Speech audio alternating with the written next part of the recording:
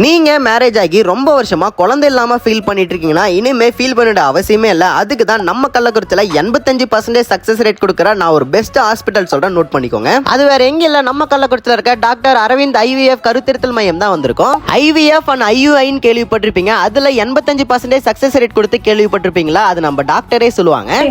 நமக்கு பல காரணங்கள் இருக்கும். ஸோ அந்த மாதிரி ஒரு பிரச்சனைகளுக்கும் இங்கே வந்து தனித்தனியா இண்டிவிஜுவலைஸ்டான கேர் நம்ம கொடுத்துட்டு இருக்கோம்.